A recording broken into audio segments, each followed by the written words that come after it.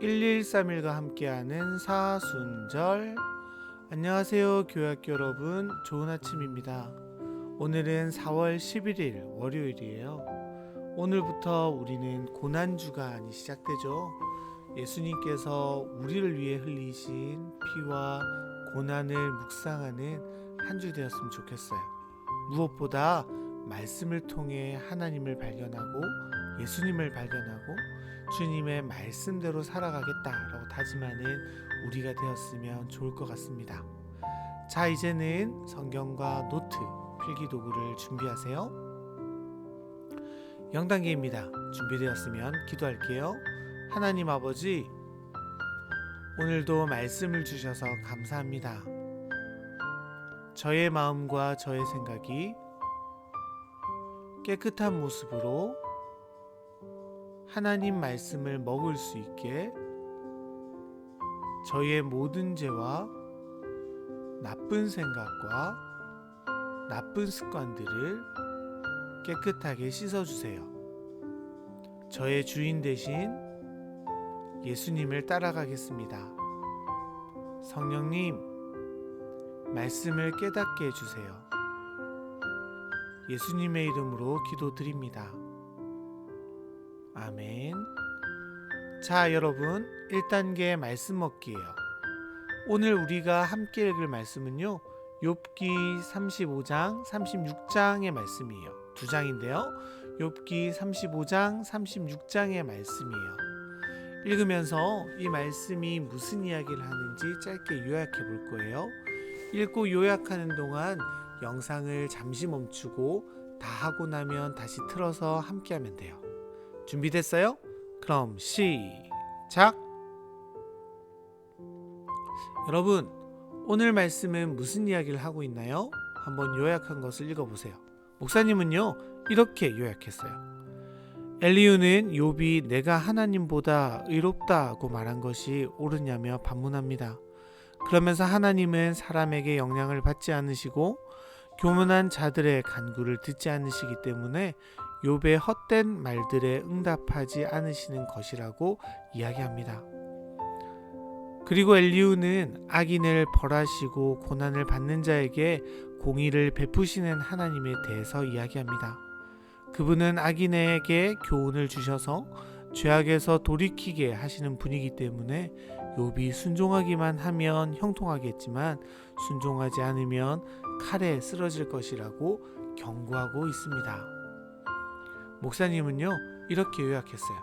우리 친구들은 어떻게 요약했나요? 2단계는 꼭꼭 씹어보기입니다. 이제 우리가 요약한 이 말씀을 곱 씹어볼 거예요. 다시 한번 영상을 멈추고 말씀을 꼼꼼히 살펴보면서 우리가 읽은 내용 가운데 질문거리를 찾아봅시다. 한번 찾아볼게요. 시작! 여러분, 궁금한 점이 있었나요? 어떤 부분이 궁금했어요? 목사님은요, 엘리후의 말, 특별히 욥을 향한 비난과 비판 속에서 하나님에 대한 궁금증이 조금 생겼는데요. 36장 5절부터 엘리후는 이렇게 말하죠. 하나님께서는 흠이 없는 사람들은 내버려 두시고 불의한 사람들, 악인들은 살려두지 않으시고 고난받는 자에게는 공의도 베풀어 주시고 하나님의 눈은 의인들을 언제나 지켜주신다 라고 말하는데, 지금 사실 욥은 의인이고 하나님 말씀을 잘 듣는데요, 오히려 가장 고난받고 있는 건 욥이에요. 그리고 악인들은 지금도 너무나도 행복하게 즐겁게 살고 있죠. 그렇다면 엘리후의 말은 과연 옳은 것인가? 엘리후는 너무 작은 좁은 관점에서 욥을 심판하고 있는 것은 아닌가라는 생각들이 들었어요. 하나님이 우리에게 주시는 고난과 어려움이 정말 상과 벌에 대한 개념일까요? 그렇진 않겠죠.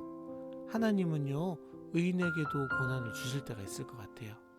그리고 악인들을 내버려 두신 이유도 있을 것 같아요. 하지만 분명한 건 마지막 때의 하나님은요, 우리 모두를 주님 안에서 심판하신다는 사실이에요. 그래서 지금 내 앞에서 벌어지는 일들 때문에 내 행동을 결정하기는 조금 어렵지 않을까라는 생각들이 조금 들었어요. 친구들은 어땠어요? 궁금한 점과 거기에 대한 대답들을 발견하는 친구들 됐으면 좋겠는데. 3단계 마든 이야기입니다. 오늘의 말씀 속에 하나님은 어떤 분으로 나타나나요?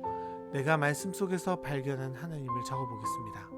하나님을 발견하는 것이 어려운 친구들은 마음에 와닿은 구절을 기록해도 좋아요. 그럼 다 같이 시작! 여러분은 어떤 하나님을 발견했나요? 오늘 말씀을 통해 어떤 것을 느꼈어요? 목사님은요, 조금 전에 했던 질문 속에서 좀 같이 계속 고민하게 되는 것 같아요. 하나님은 의로운 사람이라도 고난을 허락하시고 또 불의한 사람에게도 징벌을 기다려주신 하나님이시죠.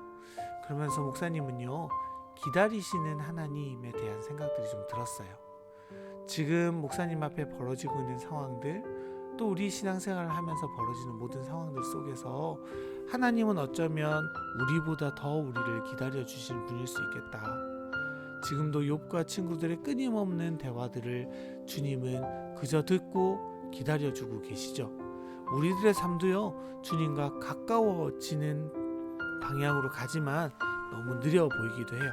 하지만 주님은 끝까지 나를 기다려주시지 않을까라는 생각들이 좀 들었어요.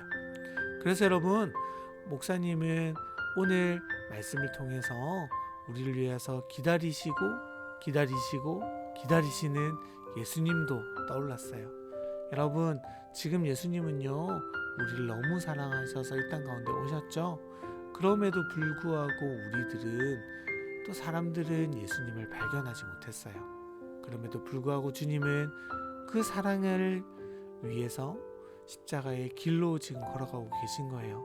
우리 한 사람 한 사람이 예수님을 하나님이라고 고백하는 그날까지, 예수님을 나의 신랑이라고, 내가 가장 좋아하시는 분이라고 고백하시는 그것을 기대하시면서요, 주님은 기다리면서 그 어려움들을 감당하고 계세요. 지금도 동일하게 나를 기다리시며 우리를 기다리고 계시지 않을까라는 생각들이 조금 들었어요. 자, 이제 마지막 4단계 소화시키기입니다. 오늘 우리가 먹고 씹고 음미한 것을 우리의 삶으로 연결해 볼 거예요. 어떻게 하면 우리가 이 말씀대로 살 수 있을까 고민하고 실천한 내용을 기도 제목으로 같이 적어 보겠습니다. 여러분, 목사님은 고난주간 가운데 우리를 기다려주시는 예수님에 대해서 묵상했다 그랬죠. 그래서 어떻게 하면 그 기다리시는 예수님을 더 많이 묵상할 수 있을까 고민해 봤는데요. 사실 다른 방법이 없는 것 같아요.